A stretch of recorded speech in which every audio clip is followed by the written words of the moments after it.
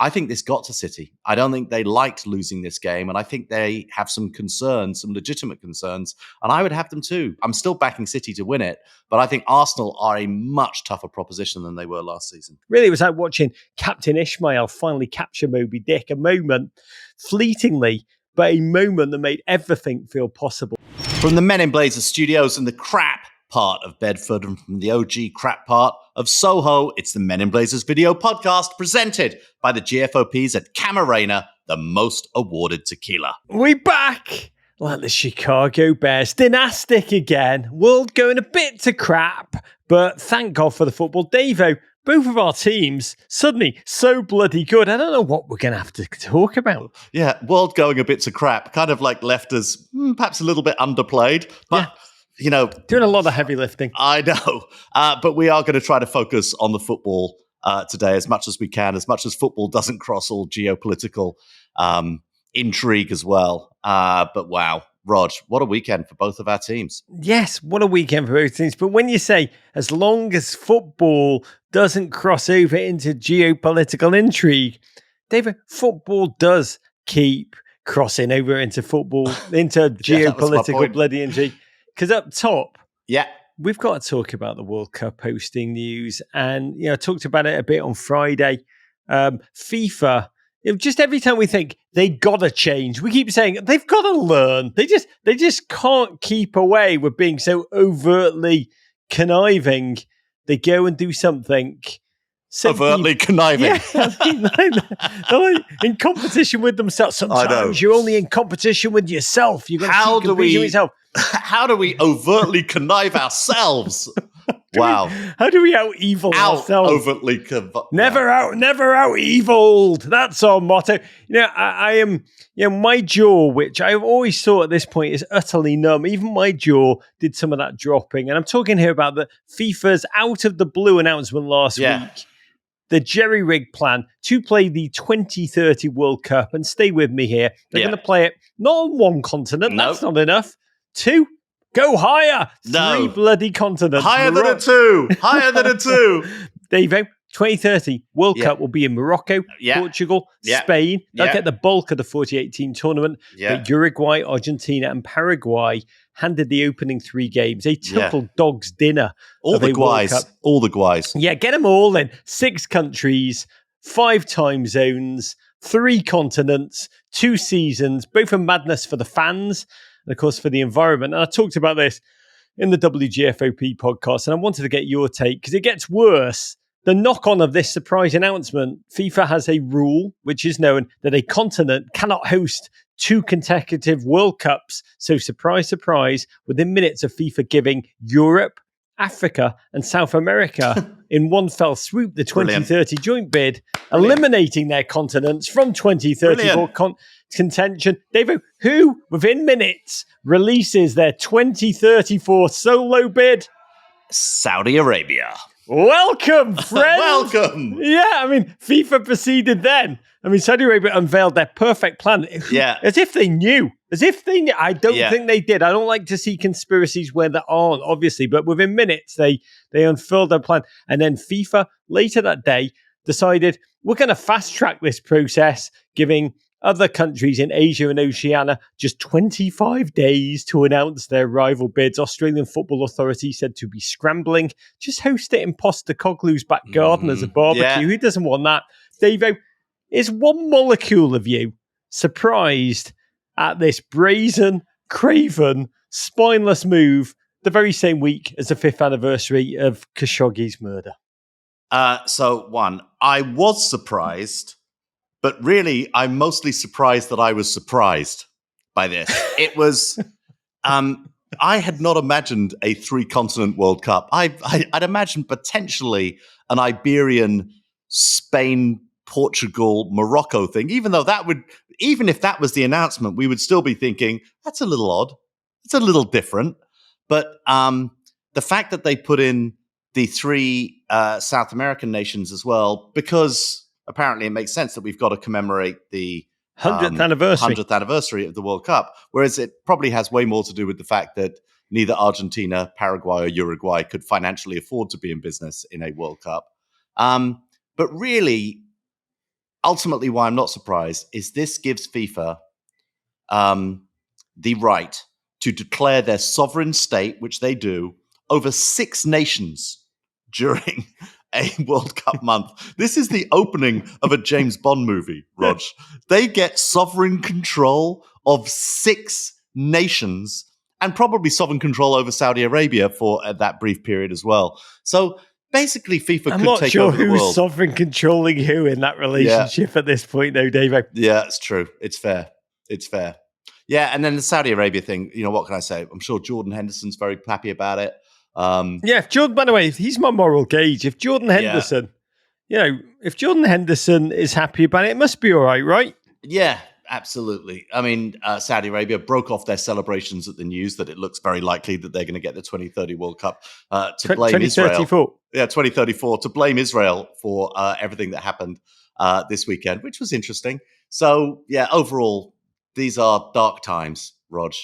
Is this going to be a Winter World Cup? I mean, who even cares? I don't even care. What are we even talking about? It doesn't even matter. It's like, FIFA have out-FIFA'd themselves, Rog. I will say, you made a good point about just this time of geopolitical carnage, particularly in the Middle East, where alliances and possibilities of peace agreements are shifting on a daily basis. This truly brazen step by FIFA. Lads, all the continents, you're all out. Oh, who could it be? Oh, Saudi Arabia within minutes. We didn't know. And by everyone else, 25 days. Clock starts now. I mean, it could come back to bite FIFA in the most horrific of ways. There's many scenarios that this could be so much more complex than just clearly the millions that have been dangled before FIFA's eyes have made them think. Bonnie Renee wrote an incredible piece in The Guardian talking about, for all your conspiracy theories, this is a plot acted out in plain sight. And I'll finish just by saying this, as you all think about it. I do believe deeply in taking football to new lands. But it does feel truly insane to me that 2 World Cups will be within 360 miles of each other in the Gulf region within 12 years, while in 100 years, there's been one whole World Cup, just in its entirety in Africa. One whole one ever in Asia. And that one was split between 2 nations. And it's also insane. I already know this. You already know this, Davo. Nothing will be done. And it does sadden me. We joked about Jordan Henderson, but those who've spoken out in the past, like Jordan Henderson, who was, he's become a ridiculous. This is a gentleman that has just taken his legacy, a carefully cultivated legacy, and just taken a massive dump on it. Once he was the moral heart of English football during the pandemic and beyond, has now been utterly co-opted that he's putting out videos. This is a quote, very excited about the announcement. Go Saudi Arabia 2034. That is just true human darkness. Absolutely, Rog. Well, before we get to the Premier League football, a quick shout out for everything happening at Men in Blazers World Headquarters this week. As we sail into international break waters, we are your one-stop shop for all things US men's national team. We will cover it every single day this week on Men in Blazers Early Kickoff, which is available on its own pod feed and drops at 6 a.m. Eastern Time. And you, Rog, are going to be teaming up with Herc Gomez for a Men in Blazers Vamos crossover tomorrow before you head to Nashville to spend time with some of the US men's national team gents. Oh, that is right, Dave. The return of Rog times airport carpet as we head to Tennessee to sit down with Matt Turner. I can't wait to spend some time with these gents, each distinct with their own journey, singular in their rise, their playing style, their approach to football and to life. And of course, really, I just can't wait to eat all the Prince's hot chicken while we're there. Look for the interviews on our podcast feed and YouTube channel in the coming days. Yeah, excellent airport carpet in Nashville, by the way, Rog. Well, can't wait for that content. And talking of Matty Turner, we should say a separate interview with him is available now on a brand new episode of the Men in Blazers television show, along with Anthony Robinson, didn't have to go this weekend, and Bournemouth's American owner, Bill Foley. It's all available right now on Peacock. Just go to Peacock TV and search Men in Blazers. Rogelio, can we get a toast? I want to raise a third first Bud Light of the day to Christian Pulisic, who was playing some of the most potent football of his club career as AC Milan went top of the Serie A table in dramatic form. First, Pulisic came on and fired the winner, spinning, turning in the 87th minute. Ignore the glint of a handball, you haters.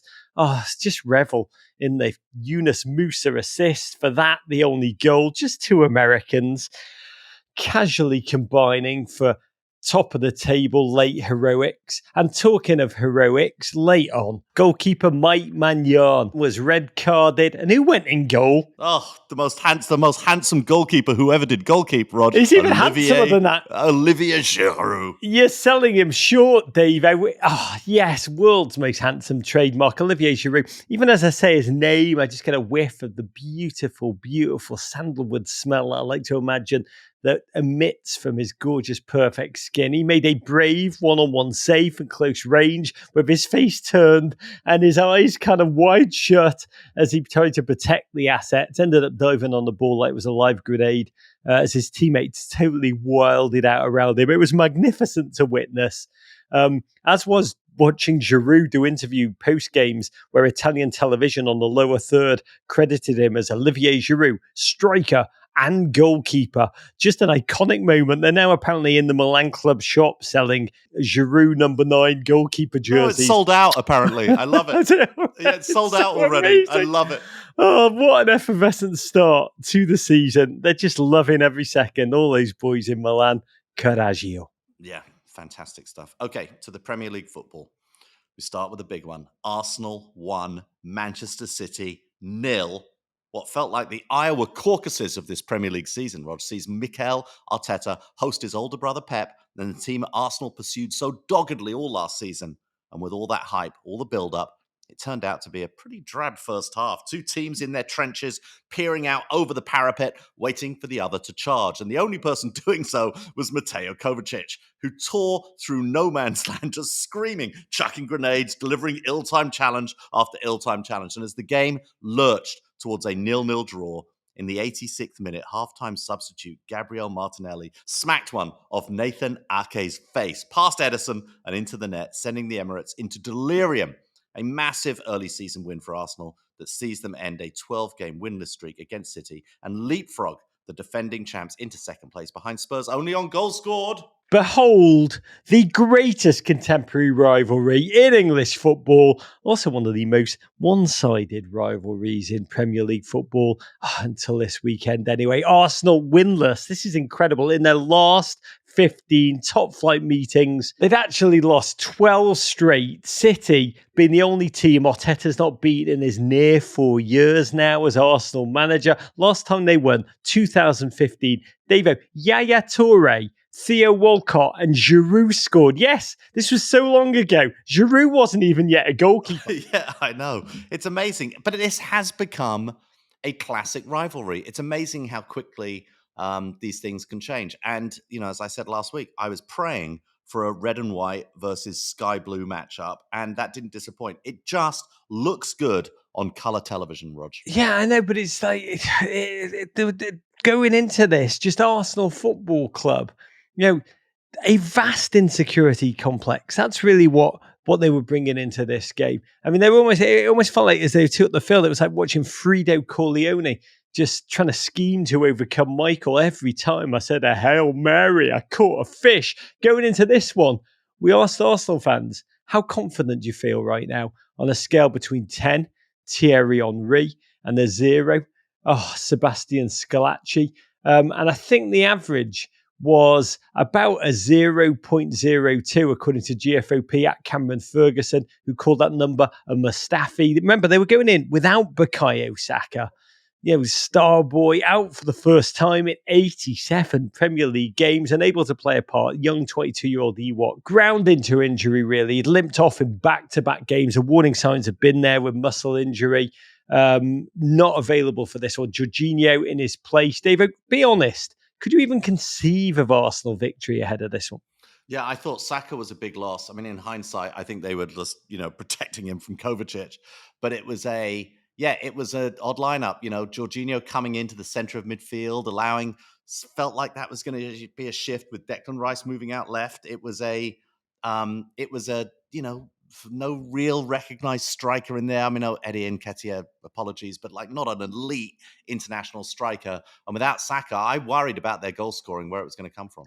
City, it should be said, had problems of their own. Kevin De Bruyne out for so long, we've almost forgotten about him. He's there in spirit, but not in body. Rodri, the key, is the end of his suspension was this game. But I've got to say, I spent time with Haaland and Grealish at the end of the last week. They didn't exactly seem that worried about losing back-to-back top-flight games for the first time in 5 years. And in fact, Arsenal, from the kickoff, just seemed like they had nerves all over the field. Shambolic, unable to convert basic passes in the early going. 4 minutes in, off a corner, Gvardiol looped one in on goal. It was Rice heading off the line. Ake then blasted over from close range. Arsenal attempted to assert themselves in possession against that Manchester City buzzsaw. How do you do that? It's kind of like, it looked like charging at German machine gun pillboxes back in the trench warfare days. City's press with Bernardo actually in the Rodri role. Rico Lewis, just 18, barking out the orders all over the field, driving them back.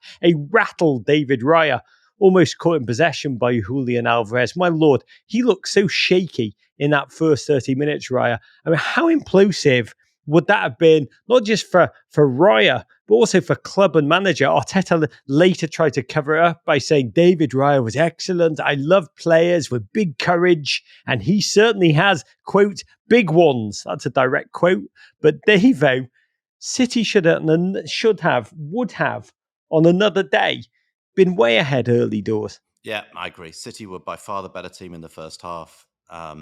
And they were the team that looked like scoring. And as you said, more than once. And Arsenal looked, which I haven't really seen this season. Arsenal just looked pinned back and out of ideas and a little bit panicky across the back and in central midfield. Anxious, right? Yeah. I mean, the ball just kept getting coughed up over and over, flung back down their throats. Took them a moment just to breathe, to begin to summon a sense of their own strength. Declan Rice brought in really with these very games in mind. I thought he was magnificent, trying to assert his muscle. Ødegaard trying to flicker them into life down the right. And the game kind of fell into a pattern, almost a stalemate, in which really the most complex subplot of that first half was Kovacic's one-man experiment to see how many yellow card-worthy fouls make a red. From referee Michael Oliver, a man who, as every Arsenal fan is no doubt screaming at their pod radio, they're old enough to remember when Michael Oliver sent off Arsenal's Martinelli for 2 yellows in just one passage of play.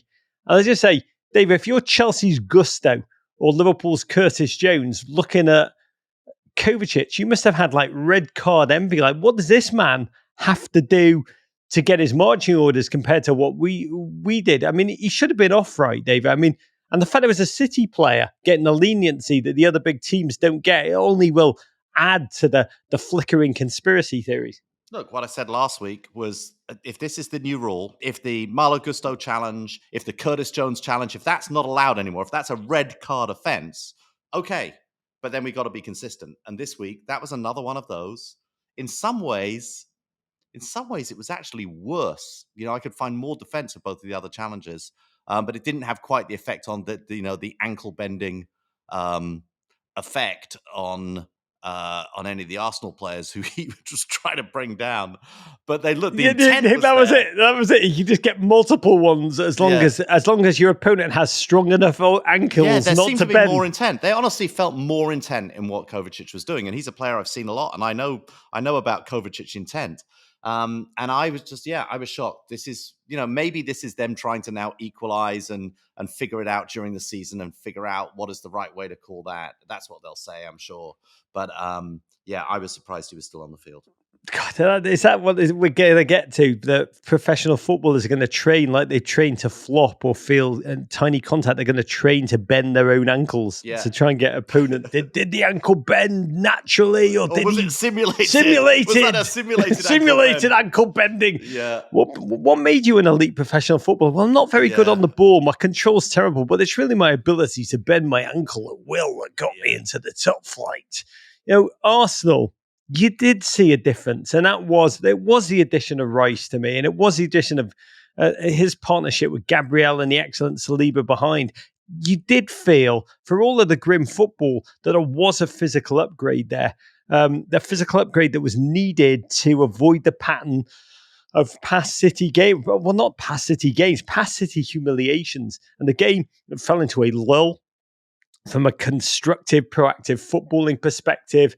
It was for chess players, it was like a very cautious middle game between two grandmasters. And if you want to be positive, it was super tactical. But let's be honest, for neutrals, bit of an eyesore. If it was played out by any other two teams, say if this game was played out between Luton and Everton, it would have been a bit of a damp squib. But I think the history, the tension, the narrative overlay, the fact that one team was wearing City shirts, the other Arsenal made it, and the knowledge that it's like had the ability to microwave quick heat tension that propelled us to be just absolutely glued to it so intensely. It's so compelling. Over social, we asked GFOPs for the team talk that they give to their side, and I did love @JFreemeyer, who tweeted, "Well, lads, we have to beat the best team in the world and the referees. Let's do it." And that's what happened, because second half, Martinelli came on, back from hamstring injury in place of Trossard.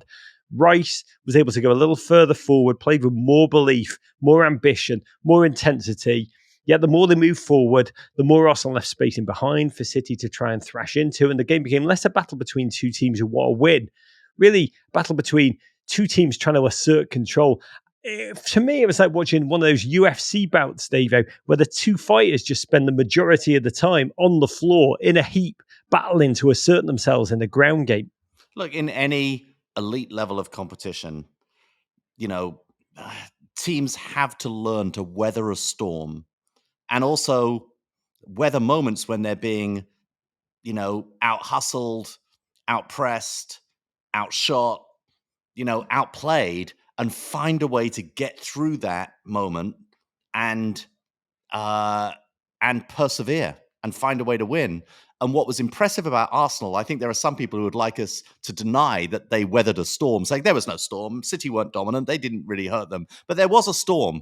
But what was more impressive about Arsenal is that they weathered it and got to a place where in the second half, Arteta could make some tactical adjustments and he could bring on some substitutes who ultimately turn the game. Yeah, I mean, it was storm versus storm. It was a stalemate. It's incredible. The final XG in this game actually was Arsenal 0.41 to 0.55 for City. A City who managed 4 shots of any kind total in the game, the lowest of the Pep era at City. I actually I'm not going to say it was a little eye-glazing at times to witness, but I did have time to witness how you actually win ground battles in the UFC, Davo.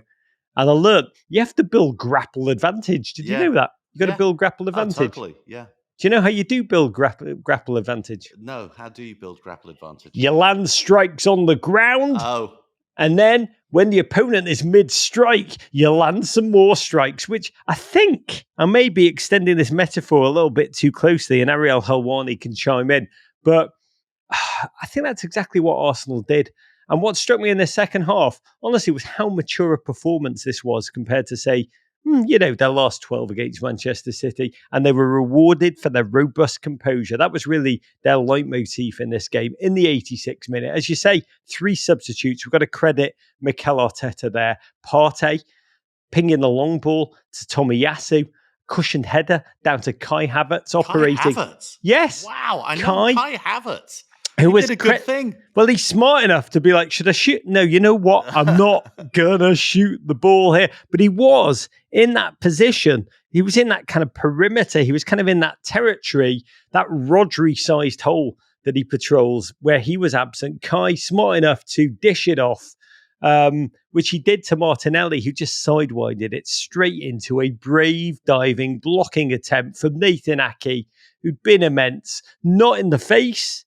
Most bloody definitely in the face. GFOP at Supports Board tweeted us. I love this. Nathan Hedake, ? Oh, God, Ederson, poor guy, diving the other way, wrong-footed. Martinelli, Davo, storming away. delirium, as if he meant it, screaming, "I'm this week's Korean guy." But God bless, after being out for 5 long games, how adrenaline-filled must it have been for him to be the hero? Yeah, it was just amazing. I mean, from the John Terry school of hitting the ball really hard in a central defender's head. We take it in the face. It was an amazing strike. Felt terrible for Nathan Ake in that moment. But yeah, Martinelli and the whole of the Emirates, in exultation. It was just a marvelous moment. And coming so late in the game, it truly felt like a winner. It didn't feel like anything. It was one of those very few goals that you think, yeah, VAR can't mess around with this. It's going to be a goal. And great moment for all Arsenal fans. A magnificent goal, a fugly goal, really symbolic of a fugly game, but an absolutely seismic one. It was like watching Wile E. Coyote finally catch Roadrunner. Roadrunner being City. Straight losses for the first time in the Premier League since December 2018. That is mind-boggling.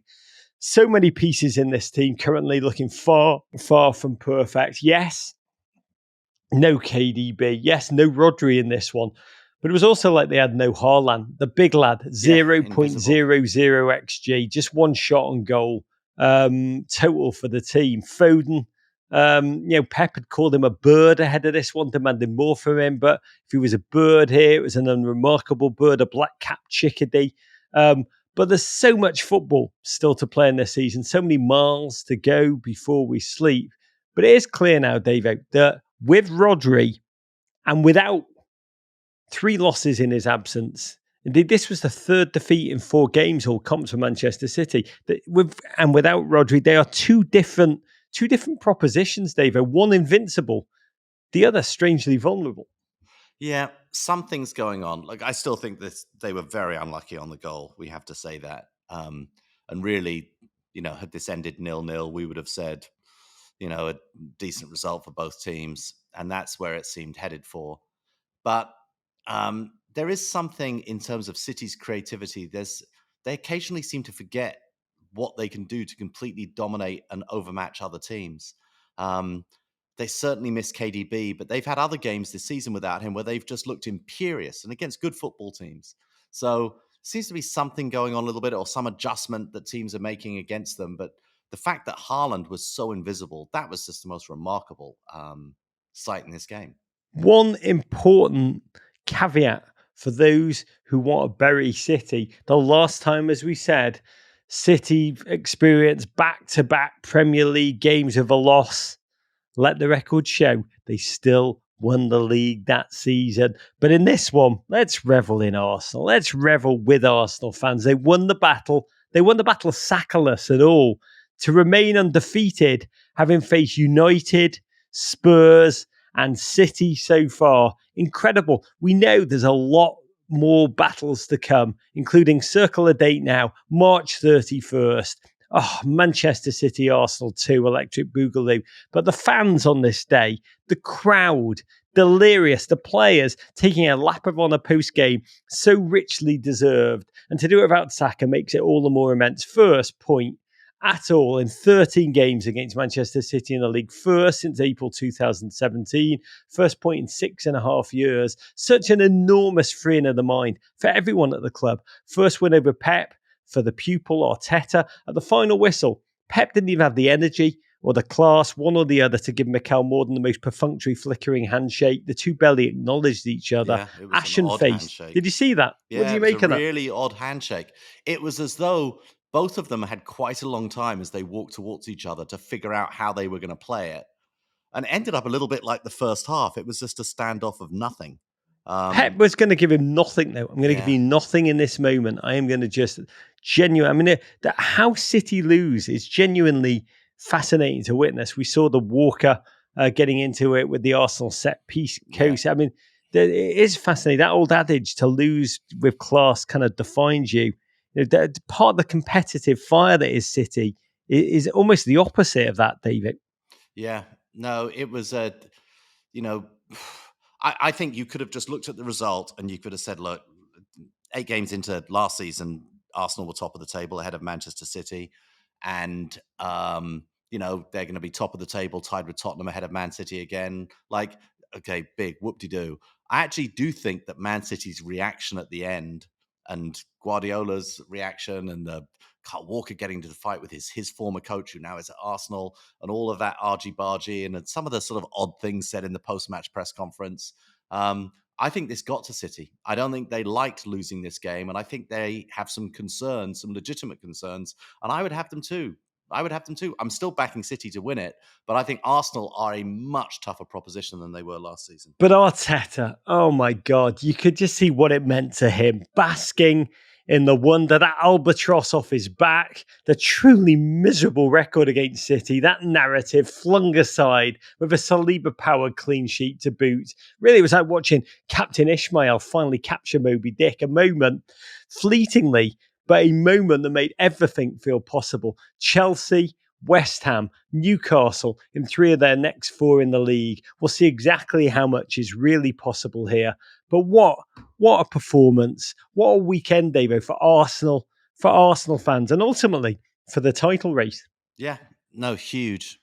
And it was that just the, as much as the fact that it's the substitutes who changed the game, and Arteta deserves a lot of credit in the second half.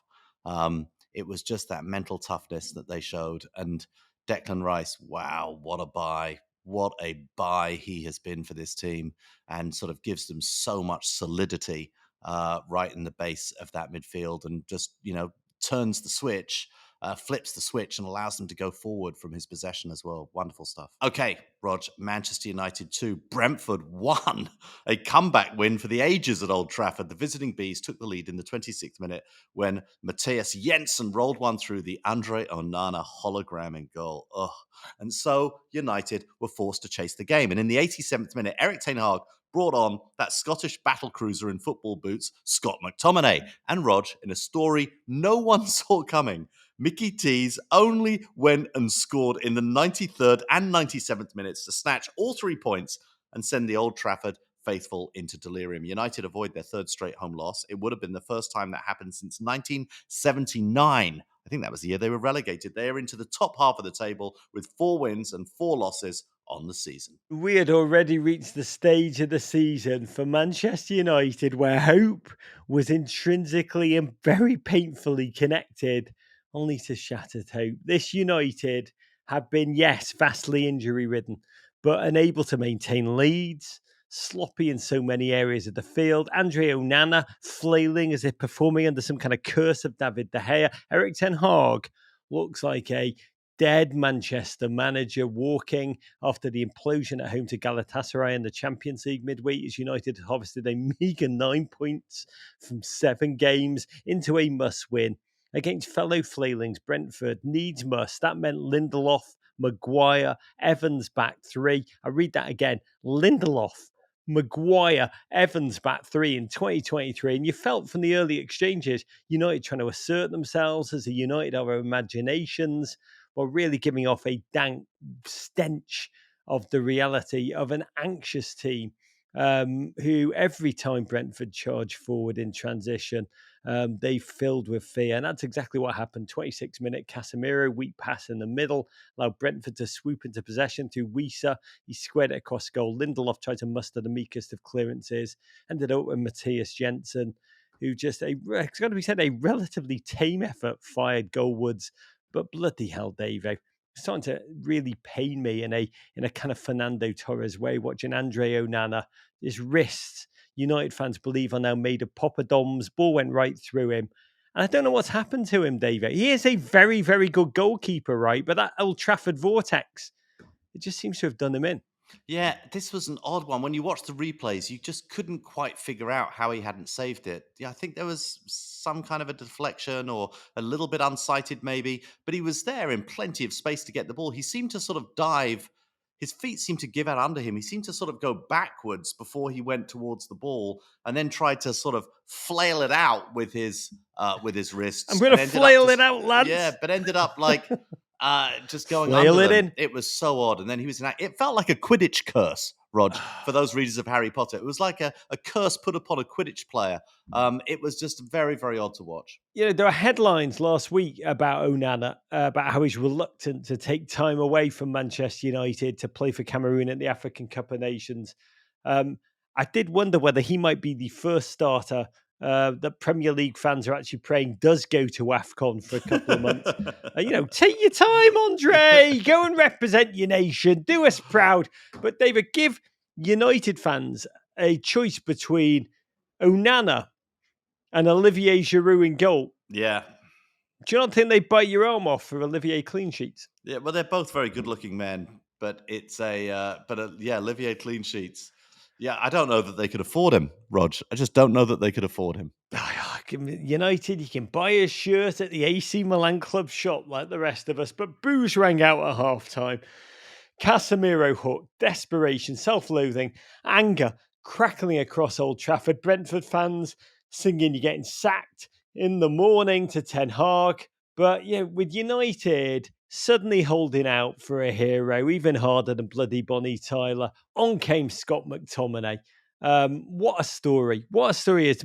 This gentleman is possibly the most meat and potatoes player in the Premier League. It's almost like a throwback to a more innocent day of pre-Premier League English football when the exotic players came from Wales and Ireland, and Scottish footballers did so bloody well for the simple reason that every bloody Englishman was just truly terrified of a Scotsman with his war face on. 87th minute, he comes on. A player who, we've got to say, has been truly terrible for United this season. Fleeting cameos that pass as appearances. Yet, he co-leads Euro 2024 qualifying scoring. It's his incredible 6 goals for Scotland. On he came. And within seconds, 90th minute +3, Garnacho kept the ball alive on the left, slapped it back across the box. Dalot took a snapshot, the keeper saved. Clements came out to McTominay. David, that first touch, the ball was like Ben Nevis heights, right, around Loch Linney, and he just pulled it down somehow, lashed it home. Yeah, and pulled it down and felt that it was too far behind him still, but managed to half volley it into the net. Absolutely gripping strike. But that was just part one. Just part one, because what was to come, I think it was like 98 seconds later. Alongside, it needs to be said, Harry Maguire. Amazing. Yes, Harold Maguire, who rose to nod one of the most atonement-laced assists ever. The winner, Davo, in the 97th minute. A more redemption-soaked goal you will not see. Mighty Slabhead rising up to deliver a goal to that beautiful Scottish bastard. Davo, football, it's amazing. Yeah, and not only Slabhead rose up, he rose up between two very, very tall Brentford players and managed to sort of get his very slabby head on it and cushioned it down beautifully to McTominay, who headed it home off the keeper, I think off a little bit of the post, but it was a fantastic goal all the same. McSauce for Ballon d'Or, the world screamed in that moment. Look, these two guys, him and Maguire, they have been in hell. They've been in hell. They're also professional footballers. They're elite footballers. They are proud men, highly competitive men. They've been humiliated. They've both been made available for sale. No takers. They're there still at Old Trafford, almost as dead letters, spare parts, redundancies. They are the rusting coal and Martin Hart of Premier League duos. McTominay, he's been at United since the age of 5. He is, as Ten Hag said post-game, in many ways the essence of Manchester United. So to deliver so late, in Fergie time, not once, but twice. To deliver in Fergie time, days after Sir Alex Ferguson's wife passed and the club was in mourning, this man, the essence of the club, Davo, the way he reeled away, you will not see a more emotional knee slide this season. I don't know if you saw it, but the way he kind of arced his groin up as if he was making sweet, sweet love to the very cosmos. It was beautiful. Yeah, no, it was great stuff. It was situationally an amazing goal. The kind of goal that can cause a Wendepunkt, that can cause a turning point. And you just hope that Man United, they were not good in this game at all. They were brilliant in injury time, actually in the second half of injury time. Wow, this really could be a season-changing moment. It was a Wendepunkt. It was a turning point. 1 minute, you are watching as a United fan, the club on the brink of a historic third straight loss at Old Trafford for the first time in the Premier League era. And suddenly you are sliding away with relief, with pride, for Maguire and McTominay with vindication, humanly magnificent. Just with the latest ever win, latest ever comeback win in Manchester United history. Just incredible scenes. United fans, they suddenly emptied the songbook as the players celebrated every corner of the ground, fists aloft as if they just won the treble. By the way, United fans, like fans of all big teams, used to get at others when they say celebrating like this for beating Brentford 2-1 at home. But you do understand it, right? In context, David, they were looking down the barrel of a gun, prospect of 2 weeks international break, being murdered by the tabloid press. Instead, you get to just scream, I don't know how you say this in Dutch, call an ambulance, but not for me. Call an ambulance, not to me. Probably, something like that. Geen voor mich.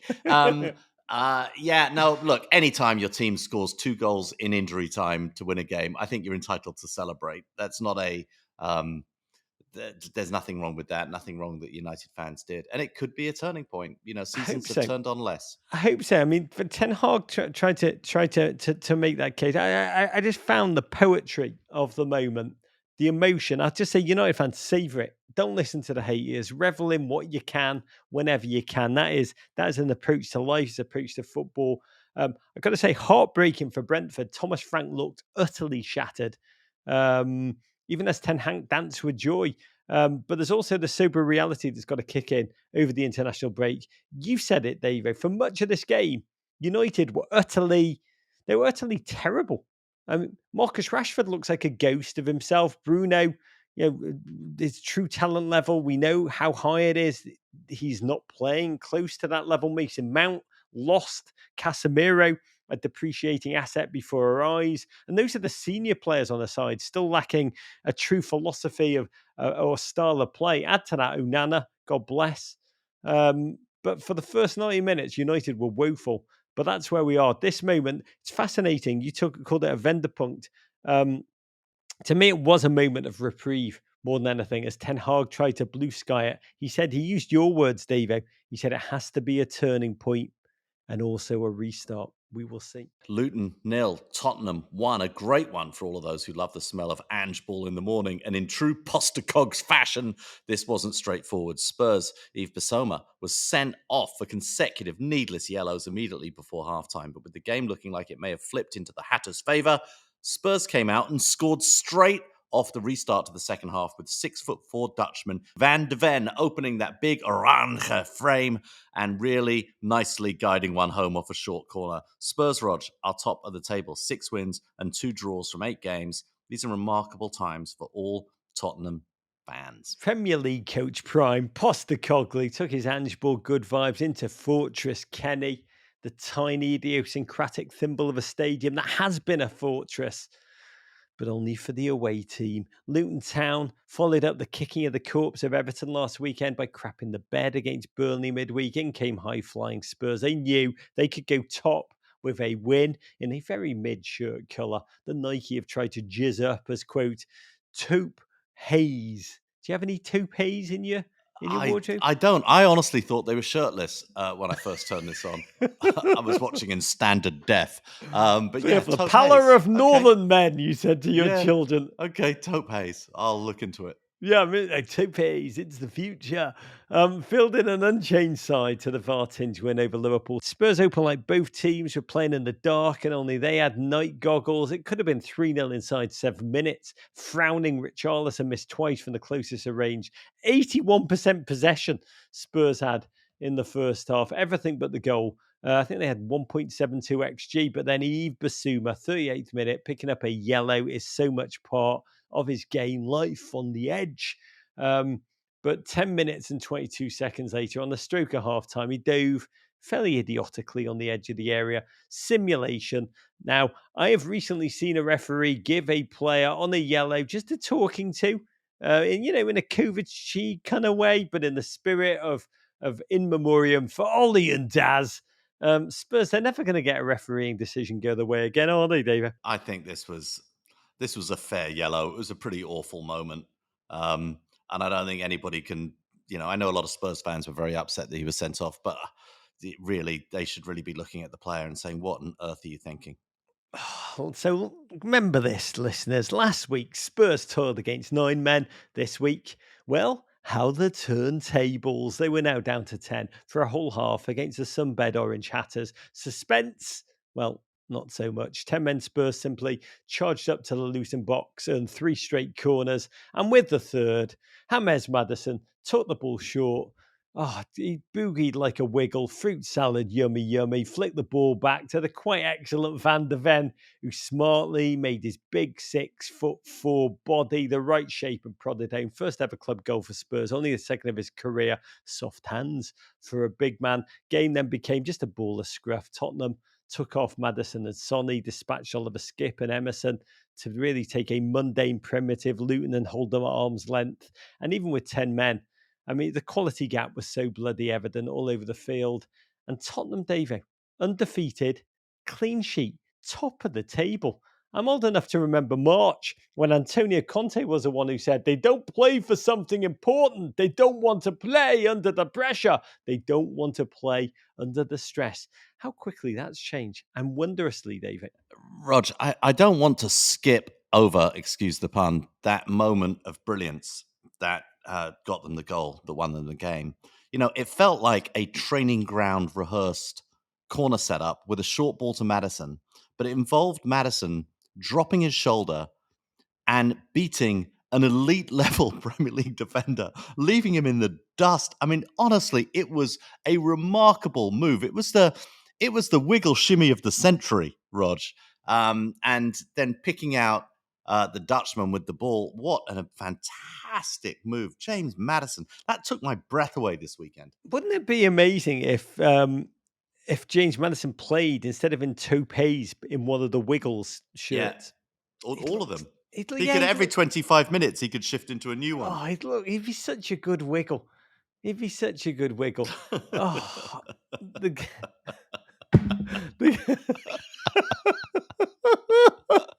would be an excellent wiggle. Say it! Say it, Maddison! Fruit salad, yummy, yummy! Say it! Oh, the game. Oh, that was it, though. I mean, Tottenham. Big Ange probably loves the wiggles. He does. God, and Big Ange would be an incredible bloody wiggle. Oh my God, the Tottenham wiggles. We've got to do this. My Lord. Or Big Ange, Tim Cahill. I mean, Sonny would get in on the act. He would give it some international sales. Oh, the Tottenham wiggles. Why have we not got there before? I guess we needed Big Ange to inspire us. That's so good. God, Eric Dyer would probably actually be a better wiggle than he would be a footballer. Oh my God, I'm looking up the wiggles right now. Oh God, bring the wiggles back. We don't talk enough. We don't talk enough about the wiggles. Some people say we talk too much about the wiggles. The game then became, really a ball of scruff. He said they don't play for something important. They don't want to play under the pressure. They don't want to play under the stress. But God, that has changed, and so wondrously quickly. It's the joy. And, the addition of, I think James Maddison has been absolutely massive for them up and down the field. What a good side. Top of the table. We actually aren't talking enough about Tottenham. Top of the table. Tied with Arsenal. Amazing stuff. I'm looking at the Wiggle songs now. Rockabye Your Bear. The Wheels on the Bus. God, that is probably, you can imagine Ange making them sing that one on the way home. Yeah. God, Australians who are listening, are the Wiggles as big for you as they are in my imagination? I just imagine you can hear the Wiggle songs just faintly omnipresent no matter where you are in your great country. The thing that's fascinating is we're not talking about them enough. They are top of the bloody table, and it is so joyous and I think redemptive in many ways for Tottenham fans who bloody hell have suffered. Ange Ball, such good vibes. But if we're actually looking at the quality of the performances, not exactly romp to glory. That late snatch comeback against Sheffield United, the wrought controversy of the Liverpool 9-man win, and now this. But who cares? Unbeaten, top of the table. Level on points, level on goal difference, but top by virtue of goals scored. Best start since 1960-61 when they famously did the double.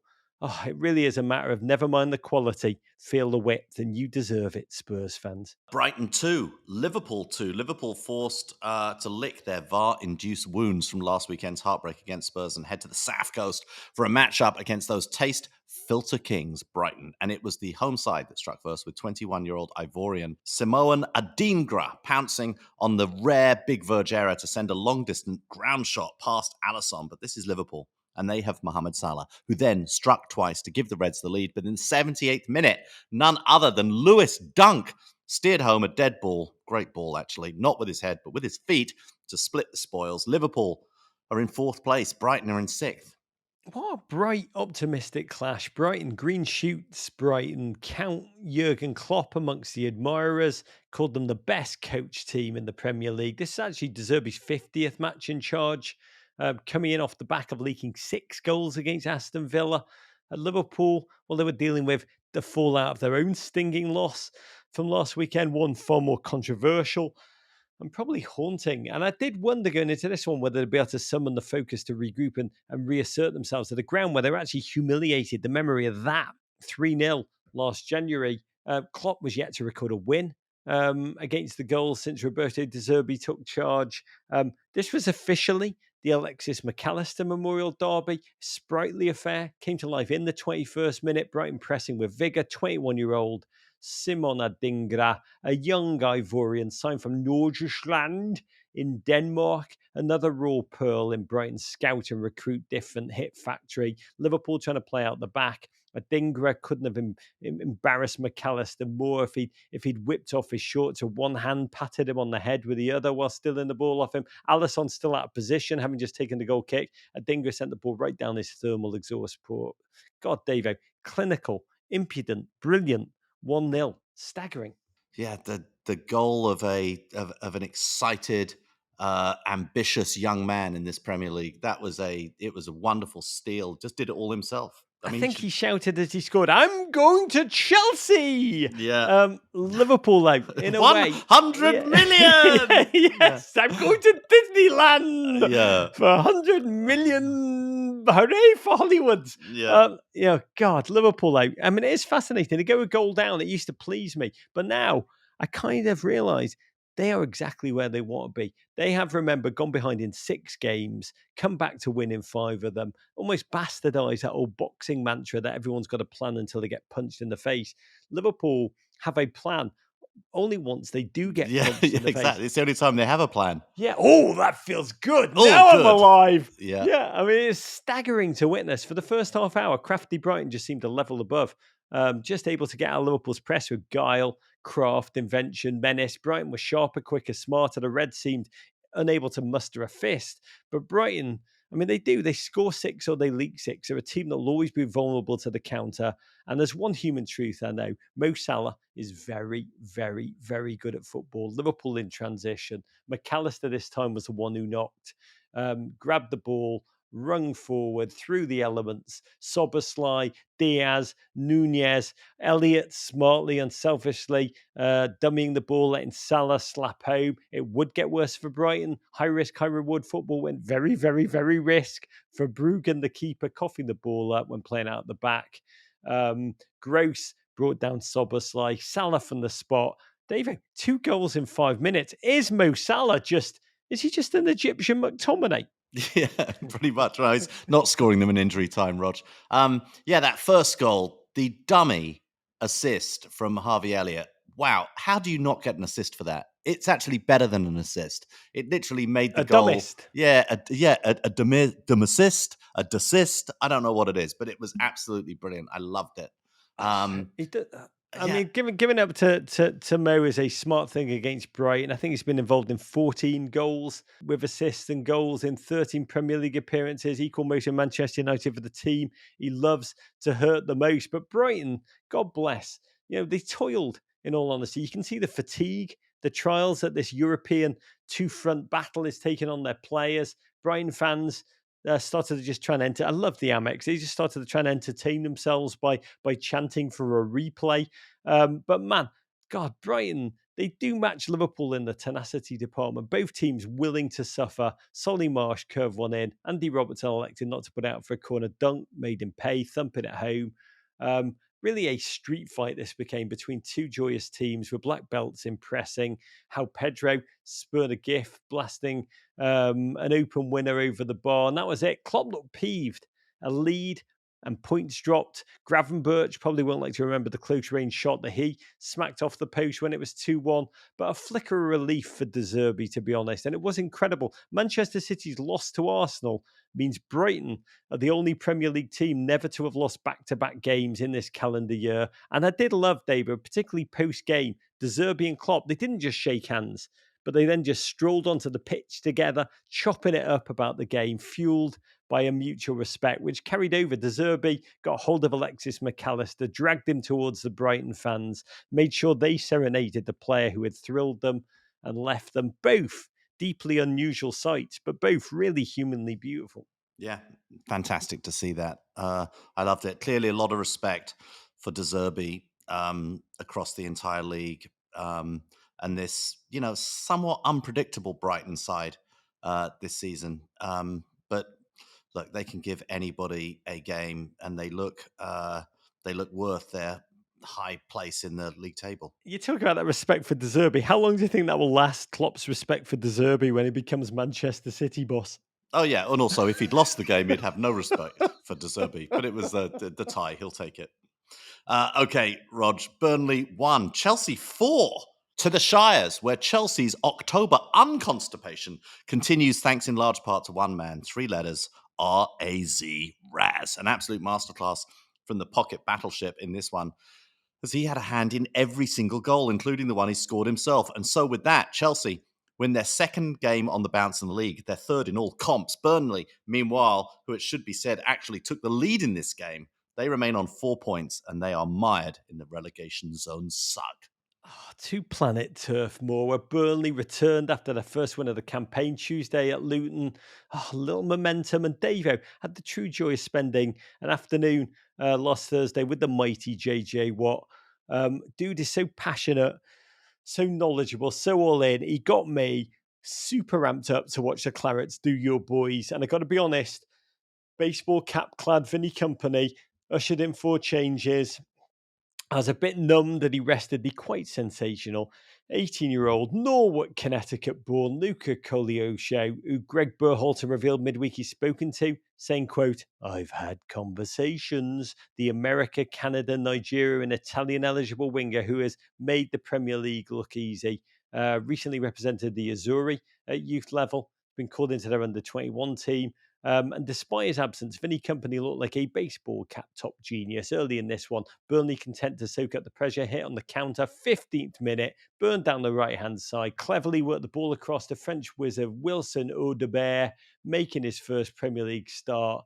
Finish with aplomb to become Burnley's youngest ever goal scorer, 18 years, 313 days, breaking a record held by one Shite McNeil. JJ Watt 1, Todd Burley 0. Davo, be honest, when that went in, did you think for even 1 second you were like, I'm in danger?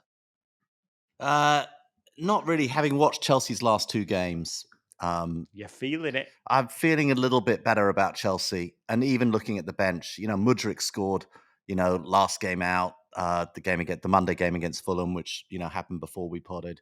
And that was a very, very good performance in that game. Then there was the Carabao Cup win against a very good Brighton team. So, yeah, I've been feeling better about it. I didn't worry too much about it. Chelsea don't concede many goals. I didn't see them conceding any more after that. And Raz had already been electric in this game at that point. And wow, he continued his electricity. He just took over the game, perpetually terrorising the Burnley right, driving their defence back. At the 42nd minute, made his way to the end line, slung one back across the goal, where Belgian international, Burnley's Amin Al-Dakhil made it 1-1. Todd Burley now outsourcing goals. And despite the fact they'd drawn level, there was a lot of resting Poch-face cutaways heading into the break. Fear not now, Raz picked up where he left off second half. Burnley could not live with him. Just a chasm of quality. 48th minute, he charged at Vitinho. Penalty. Chelsea Cup competition assassin Cole Palmer. I thought he looked so tasty, David. His first ever Premier League goal, captain, impressive performance. You love him. Yeah, well, no, do you know what? He reminds me so much just physically of Kai Havertz. And, it's the left foot, the lanky style, that skill on the ball, his quick feet. And I know it's fashionable to think that Kai Havertz is useless at football, but when Kai Havertz looks really good, Cole Palmer looks like a young version of him. Yeah, I mean, he looks so bloody intelligent on the ball. 65th minute, after making the first two, Raz took one himself, taking the ball from Conor Gallagher, who's constantly morphing into that finance bro who knows the best underground sushi spot in the city. Played Raz through to thump home, make it 3-1. I know that guy. Yeah. You know a lot of that I know a lot of those. They're Davo people. I know a lot of them. Nico Jackson went dance revolution for the fourth. And this afternoon now, all about Raz. Gent was left off Gareth Southgate's most recent England squad. Poch has dropped him at times as he shuffles through the $1 billion of new toys. But Raz made the case that indeed the car they've needed was there in the garage the whole time. Was the day, this day, Davo, when it started to feel like maybe Poch is working it all out? Well, look, I think it's only 8 games into the season. And so, Raz started very well at the beginning of the season, then sort of went a little bit off the boil. I think he needed to get Mudryk some minutes, and Mudryk came in and actually has started to play very well himself, or started to show some pretty vast improvement, including scoring on Monday. But he's getting some nice understanding. And a lot of what links it all together is Cole Palmer and the way that Cole Palmer links up very well with Gallagher, but also links up very well with Raz, with Mudryk, with Jackson, with Brohart. Cole Palmer is playing almost a number 10 role for Chelsea and doing a very nice job at it. Chelsea's greatest margin of victory since April 2022. The form will need to be continued because coming up are scattered across the next handful of games: Arsenal, Tottenham, Manchester City, Newcastle and Brighton. What a gauntlet. As for Burnley, that micro momentum frittered away, as JJ Watt said on Twitter. When someone asked him about his well-being, he tweeted, "I'm right here, mate. If I'm going to be around when the going is good, I've also got to face it when the results are difficult. Not an ideal second half today, but we press on, always up the Clarets." West Ham 2, Newcastle 2, a wonderful game of football here among these two proud clubs. The Bubbles were freed from their cages in just the 8th minute when Thomas Souček put the irons in front, but the Toon are never out of a game when Alexander Isak is involved. The Swede hit back not once, but twice to put the visitors out ahead. He's got 6 goals on the season, Rog. It's even more than Christian Pulisic. But in the 89th minute, Ghanaian Mohamed Kudus put a Black Star bouncing Betty in for the equaliser, his first goal for the club. West Ham are in 7th place, Newcastle in 8th. Moyes will be Moyes, Rog. Yeah, Newcastle entered with a hangover, earned the honest and the best way after a midweek nights Champions League delirium, in which the Toon, powered by local boys Dan Byrne and Sean Longstaff, acted out a scene from the movie Goal, but for reals, down in Goliath. PSG 4-1, a night that will live on for their fans for generations, and whose reverberations as a Gulf state proxy battle between Saudi Arabia and Qatar had geopolitical reverberations. But going into this one against a good old-fashioned pornographers team, I remember when teams were run by people with honest trades, Dave, like pornography. Against Europa League hungry West Ham, it was Newcastle who opened with heavier legs as if they'd played Freiburg away on Thursday night. West Ham took the lead through Souček, potent again. Now he plays further forward ahead of the admirably monstrous Edson Alvarez, but Newcastle tenacious. God, I love watching Isak, David.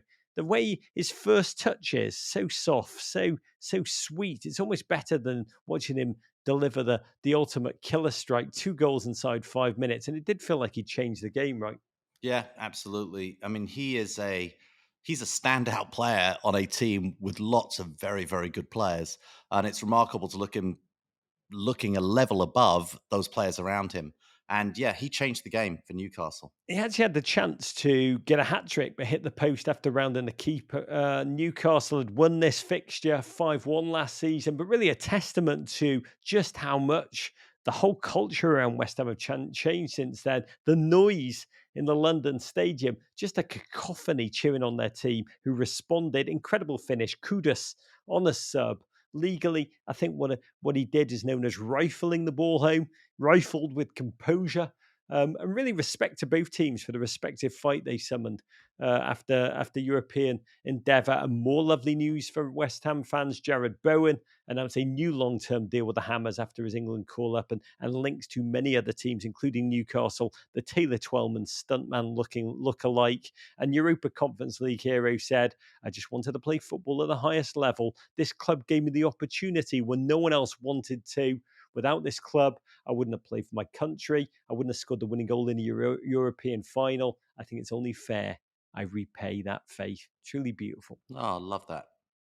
Fulham 3, Sheffield United 1. The Cottagers rebound from that Monday night football loss to Chelsea and get healthy on the still winless Blades. Bobby de Cordova put Fulham ahead, capping a really well-worked team goal. But the Blades did get back into it off an own goal from Anthony Robinson. Not much he could have done differently here, to be honest. But a bizarre Tom Kearney strike that hit off his plant foot put the Cottagers back up. And a goal from Willian. That's right, Willian. Love the football he's playing in his 70s, Rog.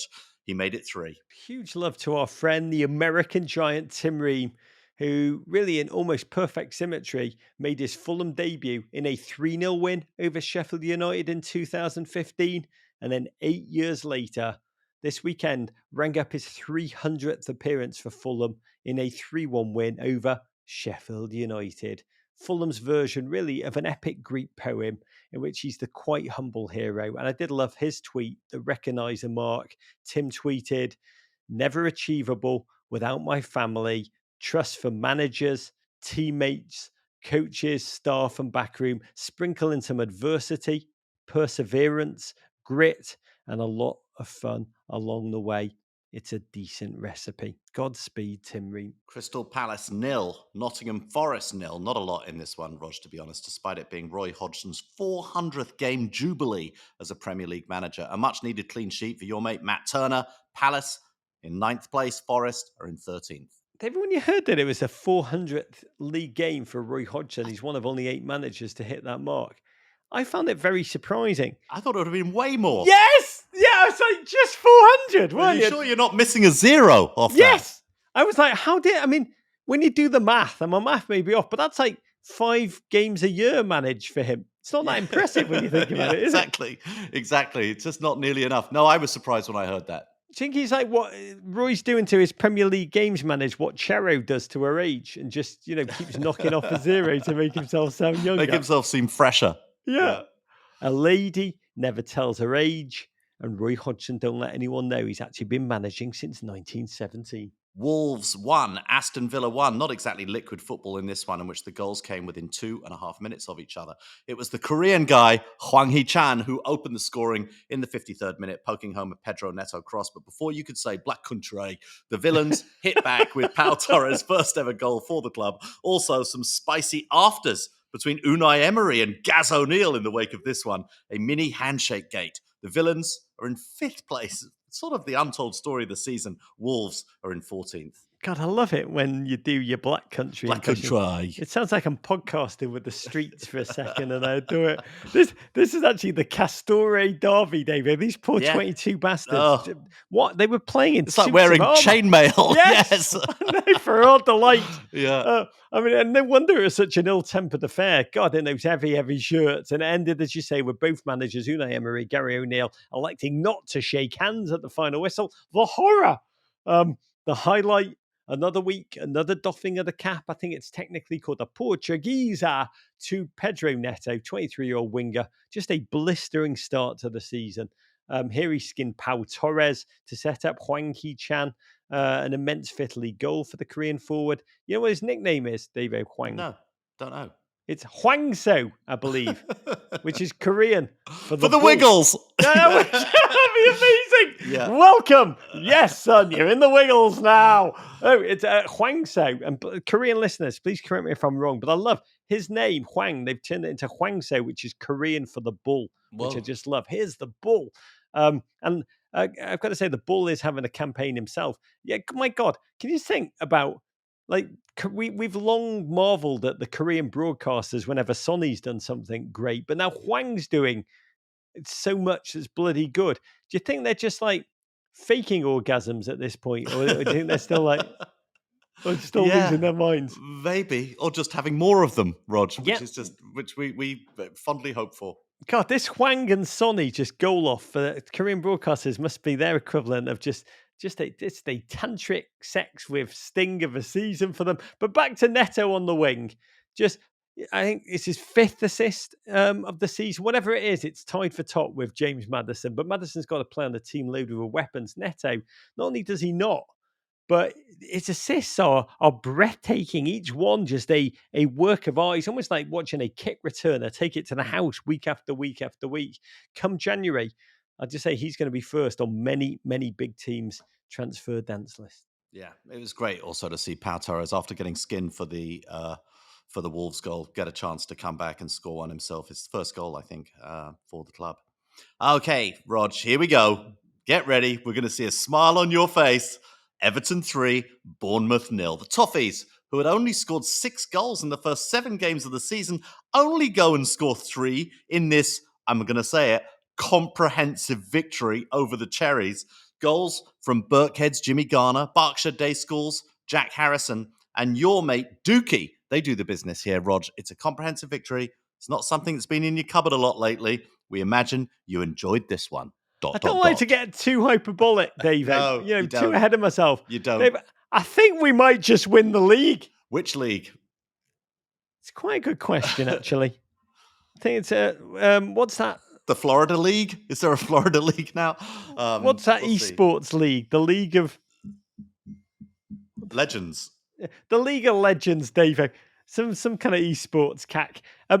Funny. I always say when Everton do win, I'm always like, I did not think we would see this again in my lifetime. And my dad, as I've said, is really quite ill at the moment. And I spoke to him in hospital and I blurted that out like an idiot. And he goes, seriously, Rog, I didn't think I would see this again in my lifetime.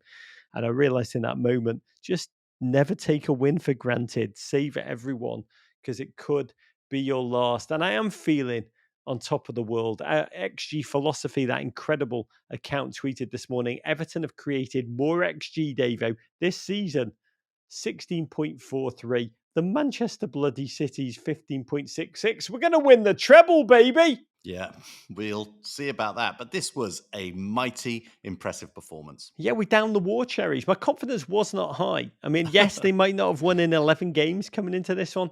But remember, I'm old enough to remember, before this weekend, we'd had our worst start to a home league campaign in 65 years. We'd lost to Fulham, we lost to Wolves, and to bloody Luton. We were meek, timid, impotent in loss to Luton. This game was essentially, yes, a clash of two quite brittle, lacking in confidence backlines early on. But I didn't know what to do with myself when on 8 minutes, James bloody Garner, such a quality player. James Garner at Everton is like finding a diamond in a dog turd. I don't know if you've ever done that, listeners, but that's what it's like. One of the first Everton players in a long time, when the ball comes to his feet, they actually feel a sense of calm, bordering on excitement, and he might know what to do with it. So when Bournemouth's backline blinked first, and by blink, I mean utterly soil itself with the world watching. Zabarnyi falling over, handing the ball to a striding Gardner. He swooped in. You could just hear his brain process the moment, this gift, and he chose to use runners as a decoy, just thrash it low. True, a goal, a lead, a moment of wonder, fused, of course, with immediate terror that we now had something precious which we could fritter away. David, too early? Can we get a ruling? No, this is a team that needed an early goal. What was it? 9th minute, something like that? 8th minute? Yeah. It was, this is a team that needed an early goal, and it just, it got the Everton crowd going, and that's just what they needed.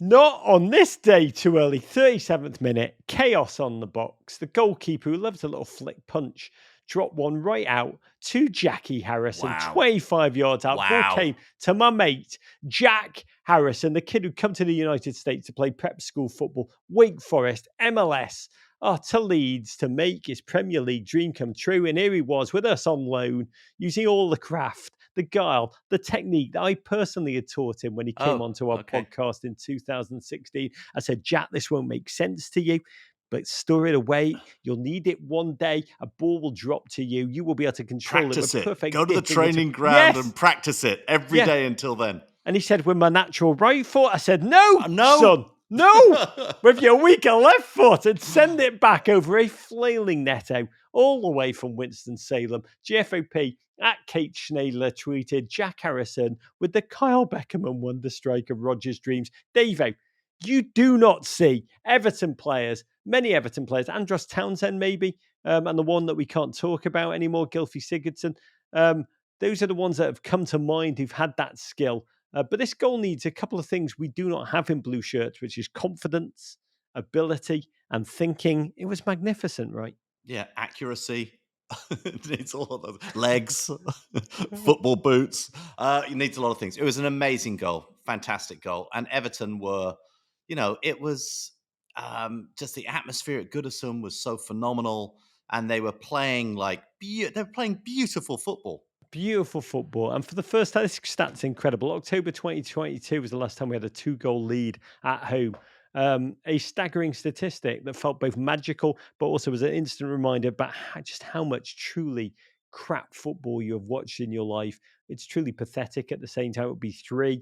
Dwight McNeil, Dink, a Jack Harrison header smothered, but only Dookie, beautiful Dookie, the most reborn player under Sean Dyche, charging in, biblically smiting. What a release. What a moment of wonder. Yes, we may well have used our entire allotment of goals for the rest of the season within one game, but I don't care. I think we can officially say Bournemouth, there's many bad teams in the Premier League this season, but they are surprisingly one of them right now. I loved owner Bill Foley when he came on and talked about this desire to innovate and become more proactive. A podcast we released last week. And you can actually savor it on Peacock right now. But the effort to turn his team into a more engaging style of play with such mediocre raw material player-wise, it's a dangerous game. And next up, well-played Premier League script writers, the visit of Wolves and Gary O'Neill, the very man Bournemouth dumped for Iraola. The Lannisters send their regards. But Everton, David, what do you believe? I mean, Chicago Bears win, then Everton unfurl their first dominant performance of the season. I mean, God, nothing can stop us now, right? Not even the 7:30 a.m. Merseyside derby that's our next game.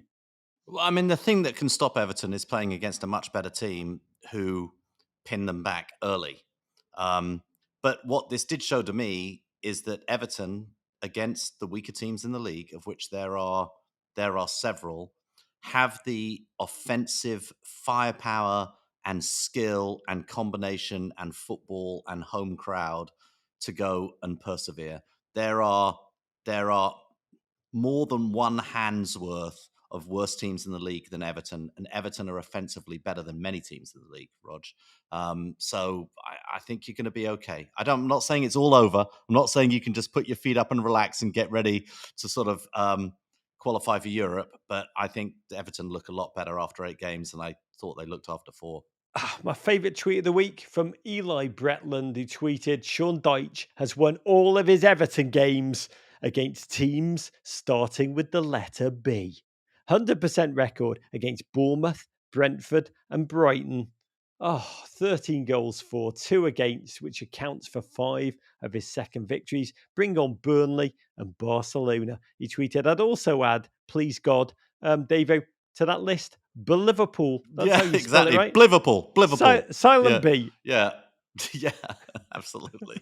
Bloody Liverpool. Yes, bloody Liverpool. Oh, they're so going to do us.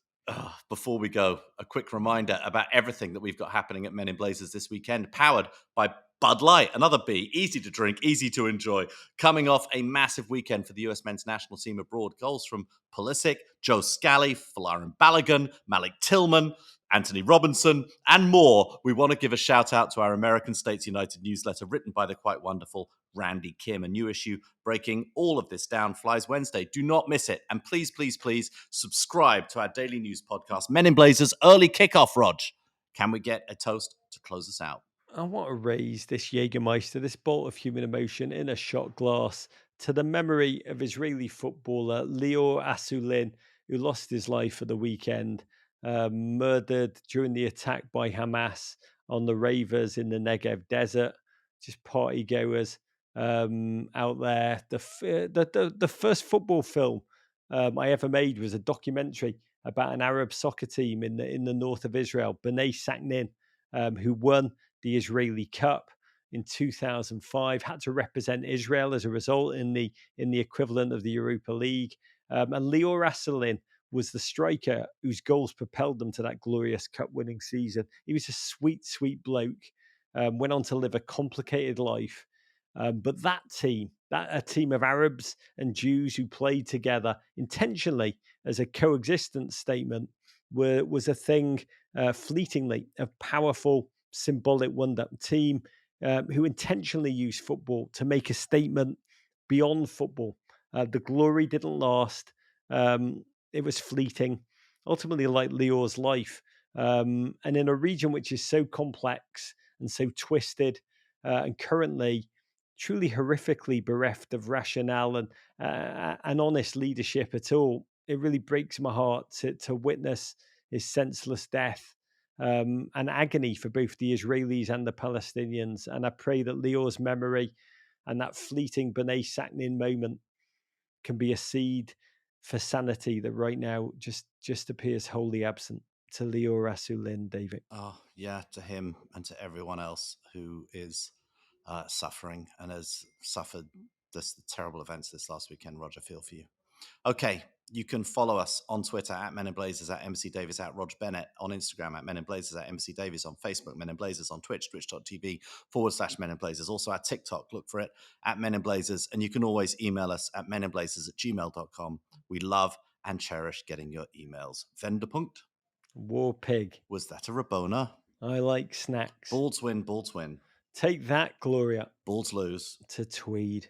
Abrigado, rock on, mate. Kung Fu Fight in America. Love you, David. I love you, Roger. To better days ahead for all. Courage. Listen to the full version of this podcast and all our podcasts wherever you get your pods. But first, subscribe here for more Men in Blazers videos. And courage.